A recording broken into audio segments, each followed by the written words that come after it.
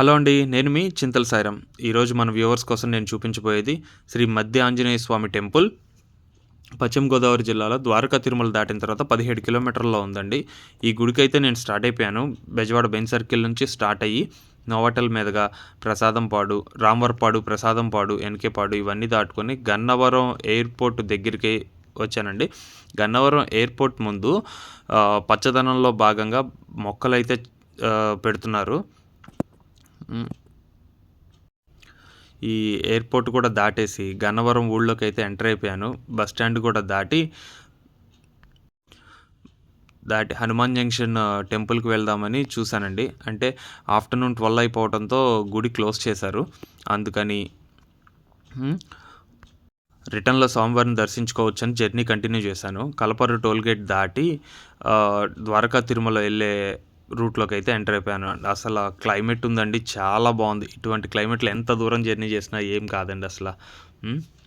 That bike మీద travelling కదా, అంటే నేను ఎక్కువగా బైక్ ట్రావెలింగ్ చేస్తుంటాను, అది నాకు బాగా ఇష్టం. సో అందుకని అట్లాగే బైక్ వేసుకొని వెళ్ళిపోయాను అక్కడికి. మధ్యలో స్టాండర్డ్ వాళ్ళు అవుట్లెట్ ఒకటి పెట్టారండి. స్టాండర్డ్ కంపెనీ వాళ్ళు డైరెక్ట్ అవుట్లెట్ ఒకటి పెట్టారు అక్కడ. ఇవన్నీ దాటుకుంటూ నేషనల్ హైవే, వైజాగ్ హైవే మీద వెళ్తూ ఉన్నాను. మధ్యలో ఇప్పుడే ద్వారకా తిరుమల దిగి ద్వారకా తిరుమలకి లెఫ్ట్ సైడ్ టర్న్ అవుతాము. ఇక్కడ నుంచి టర్న్ అయిన తర్వాత ఒక 2 కిలోమీటర్ల దూరంలోనే పోలవరం కాలువ ఒకటి ఉందండి.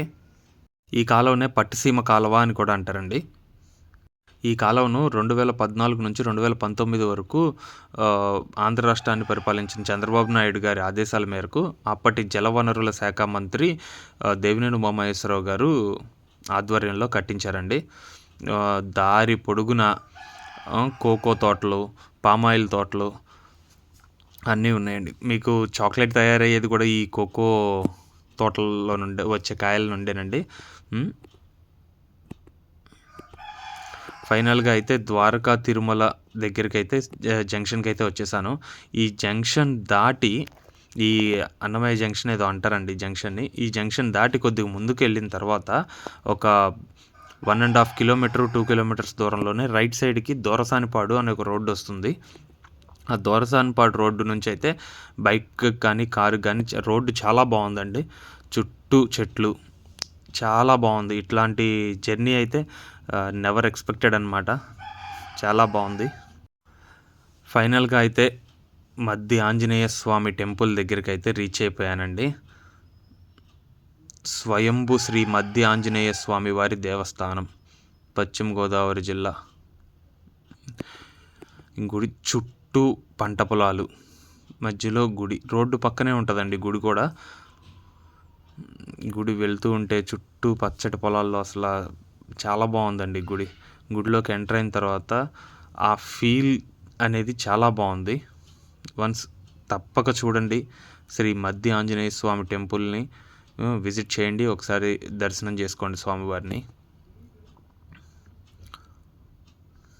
పూర్వం మధ్వాసురుడు అనే రాక్షసుడు త్రేతాయుగంలో రావణాసురుడి పక్షాన పోరాడుతూ హనుమంతుడిని చూసి స్వస్థత చెంది స్వామివారికి భక్తుడయ్యి అస్త్ర సన్యాసం చేసి మరణించాడు.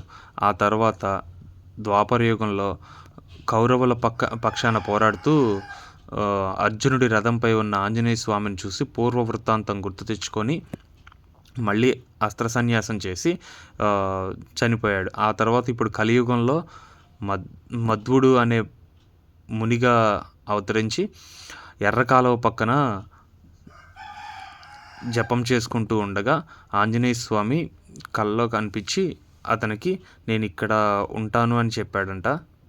ఒకరోజు ఆ మునివర్యుడు ఎర్రకాలువలో స్నానం చేసి పైకి రాలేకపోతుంటే నీళ్ళ ఎమ్మట కొట్టుకొని పోతుంటే ఆంజనేయ స్వామి వచ్చి ఆపి సేవ్ చేశాడంట. అందుకని ఆ మునివర్యుడు స్వామివారు మీరు ఎప్పుడు ఇక్కడే ఉండాలి అని అడిగిన దానివల్ల మధ్వుడు అనే చెట్టుగా నీవు అవతరిస్తావు, నీలో నుంచి నేను స్వయంభూగా వెలుస్తాను అని చెప్పి స్వామివారు మద్ది చెట్టులో వెలిసారండి. మీకు మద్ది చెట్టు కూడా చూపించాను. ఇదేనండి ఎర్రకాలువ, చూడండి ఇప్పుడు ఎలా ఉందో ఎర్ర కాలువ. మీరు కూడా తప్పక ఈ గుడిని విజిట్ చేస్తారని కోరుకుంటూ మీ సాయిరామ్. మన ఛానల్ సబ్స్క్రైబ్ చేసుకోండి.